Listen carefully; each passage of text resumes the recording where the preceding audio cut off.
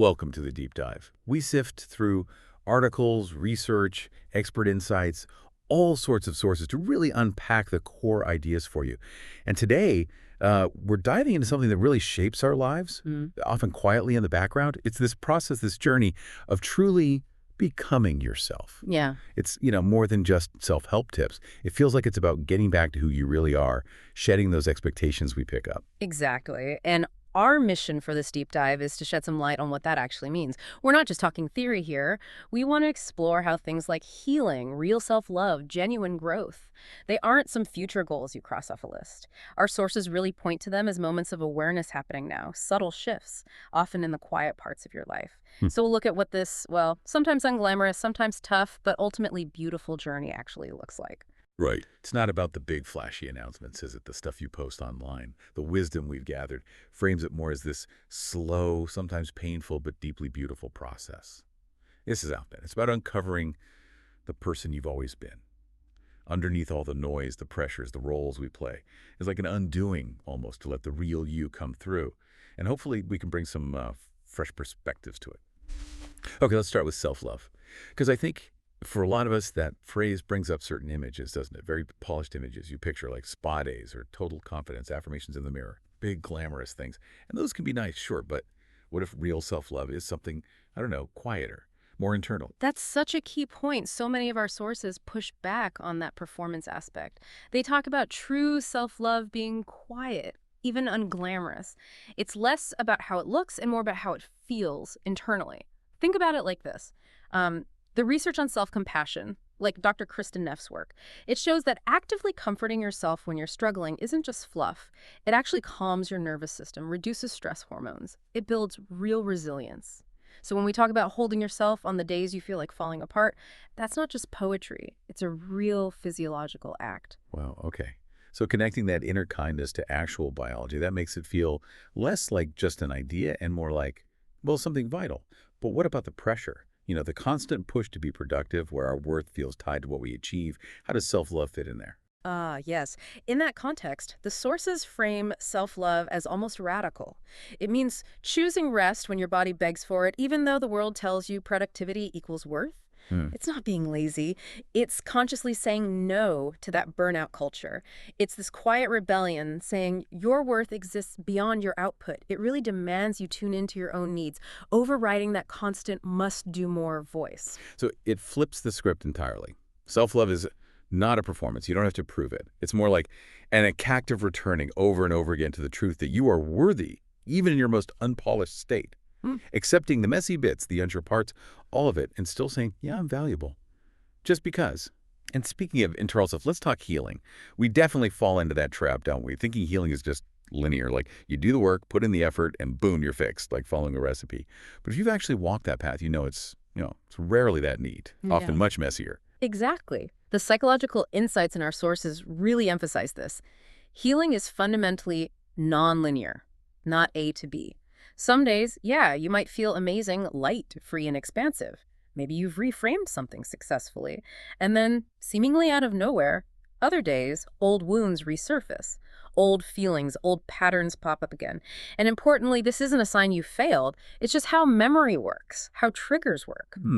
But that feeling, when an old wound comes back, it can feel so defeating, like, oh no, I'm right back where I started. But you're saying the sources offer a different take. A really crucial one. They suggest that when old stuff resurfaces, it often means you're ready to meet it at a deeper level with more compassion and wisdom than before. Think of it less as going backwards and more like spiraling upwards. You're revisiting it, but from a higher vantage point. You have more tools now, maybe more self-awareness, more strength than you did the first time around. It's about deeper integration. Okay, spiraling upwards. I like that. So what kind of tools or approaches do the sources suggest for navigating those moments when the old stuff hits? One approach that comes up is mindful observation. So instead of getting swept away or pushing it down, you try to just notice the feeling. Like, where is it in your body? Observe it without judging it.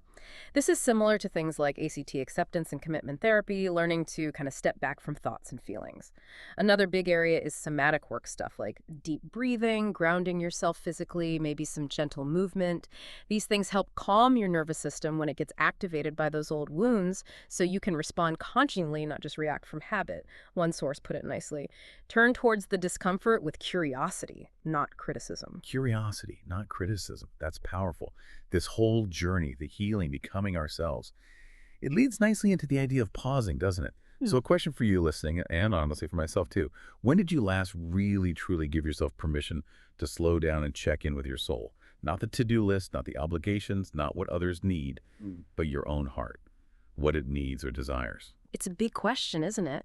And it highlights something we often miss in our busy lives. We spend so much time running, achieving, checking off boxes, just constantly moving, that we genuinely forget to ask, what do I truly need right now? What does my heart crave? This constant external focus, it actually keeps our brain from shifting into that reflective default mode network state, which is vital for insight and self-awareness. We just keep skimming the surface. And what happens when we keep ignoring that? We constantly prioritize the doing over just being.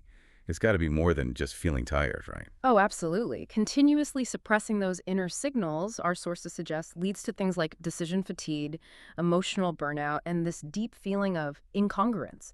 Like your outer life just doesn't match your inner truth anymore. That disconnect fuels anxiety, that feeling of being lost. Plus, when we don't pause, we miss out on accessing our intuition, that inner wisdom that often bubbles up in the quiet moments. We Yeah. just don't create the space for it. Wow. So that simple question, what do I truly need right now? It holds so much weight. Like the sources say, sometimes the bravest act of self-growth is pausing long enough to hear the answer. It really takes courage to step off that treadmill, tune out the noise, and just listen to yourself. That pause. That's where real change can start. Which brings us to growth itself. We tend to see growth as something really obvious, really external, don't we? We equate it with outward success, new jobs, new bodies, new relationships, new achievements, stuff you can see, measure, maybe even brag about a little. But what if the biggest changes, the really life-altering ones, are actually happening inside, invisibly? This is where the insights really challenge that outward focus. They strongly emphasize that the most profound growth often happens invisibly. It's not always something you get a trophy for. Think about it. Maybe it's how you respond differently when someone disrespects you. That small shift shows huge internal growth and self-worth, maybe better emotional regulation. Or it could be the boundaries you now hold with people who used to drain you. That's quiet strength born from self-awareness. Nobody needs to applaud it. Oh, Or maybe it's choosing silence over unnecessary arguments, showing inner peace, a different way of handling conflict. These are deep internal shifts. okay, so this quiet, powerful growth, it often goes uncelebrated, unnoticed by others. How do we recognize it in ourselves? How do we keep going when we're not getting that external validation, those likes or congratulations? That's key. The sources suggest developing internal benchmarks.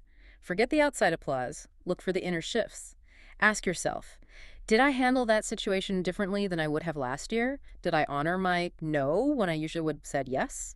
Did I offer myself kindness instead of criticism? Those become your markers.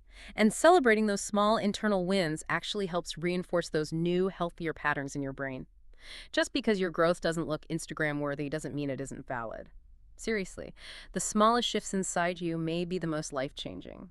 It's about trusting your own internal compass. And linked to this internal growth is another key idea, maybe even an art, the art of unlearning. The sources suggest becoming yourself is often less about adding new habits and more about shedding what was never truly yours. Yeah. It's not just piling more on, but consciously taking things off beliefs, behaviors, expectations that don't fit anymore. Yes. Because think about it, we absorb so many beliefs from family, culture, and society from day one. Beliefs about our worth, how to act, what love looks like, what success means.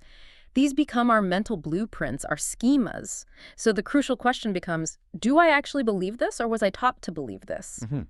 Really digging into where our beliefs come from allows us to untangle our own truths from all that conditioning. It's a kind of mental decluttering. But that process, questioning those deeply ingrained beliefs, Yeah. that can be really hard, sometimes painful even, because realizing that you've lived according to other people's definitions of worth means grieving the years you abandoned yourself. Right.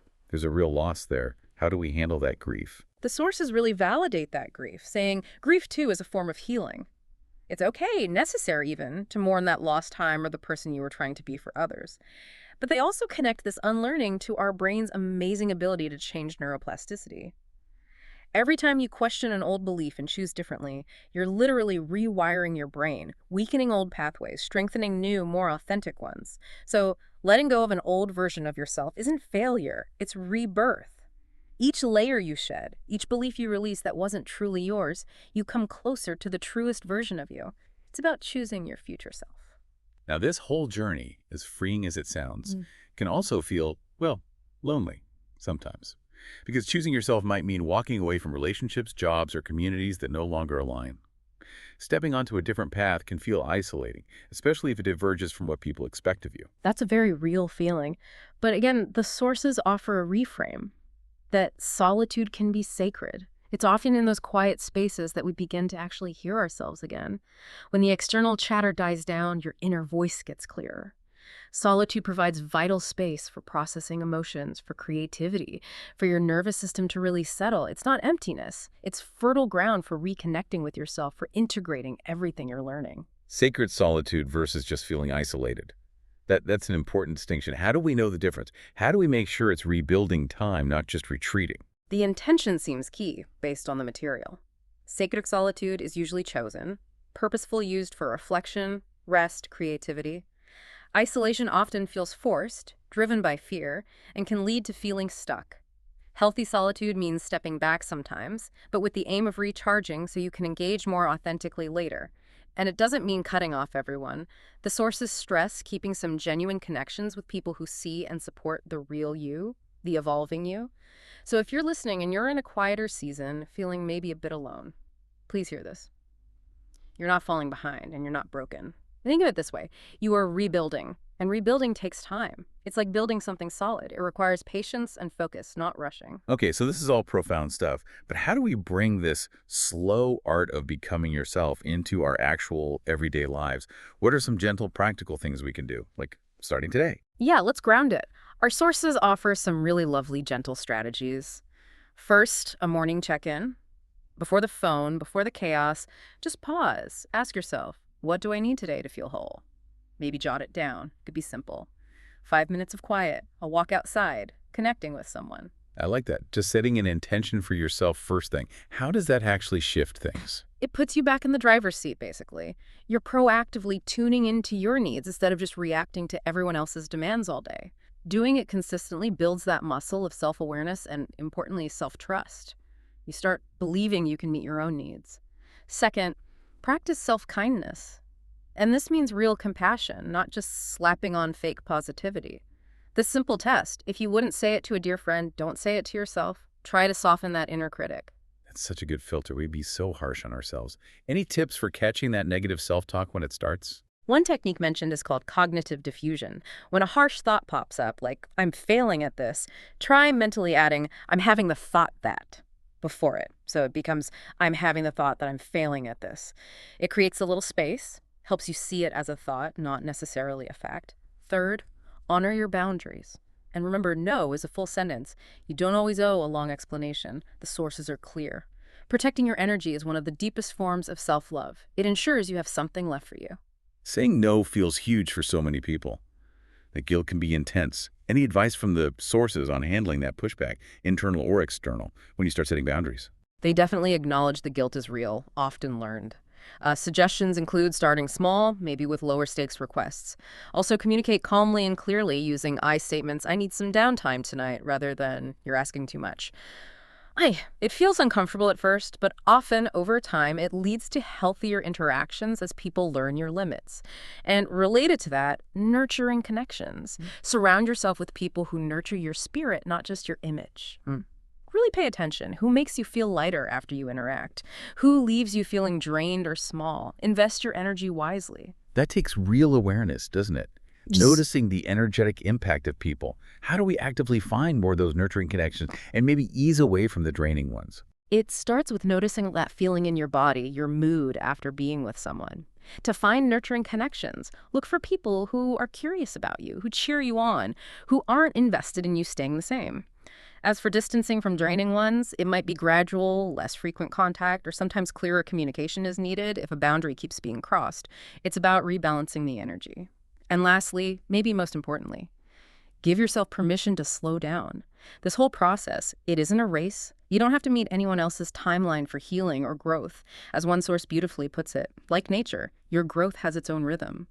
Trust your own unfolding. release that pressure. Okay, as we wrap up this deep dive, just take a moment if you can. Hmm. Maybe place a hand over your heart. Just feel that steady beat. It's been there through everything, every high, every low. It's proof, isn't it? You've survived 100% of your hardest days so far. You're still here. You're still becoming. And let that be your reminder today. You were never broken. You were never too late. You are simply on a journey back to yourself. And that, in itself, is enough. Your value isn't waiting at the end of the journey. It's right here, in the process, right now. Let's take one deep breath together. Breathe in and let it go. Carry this with you. The slow art of becoming yourself, it really is the most beautiful journey you will ever take. It asks for patience, kindness, quiet courage. And maybe a final thought to chew on. If the truest you is already there, underneath, well, it's just one tiny belief, one layer you can start to shed today to let that inner self shine through just a little bit more.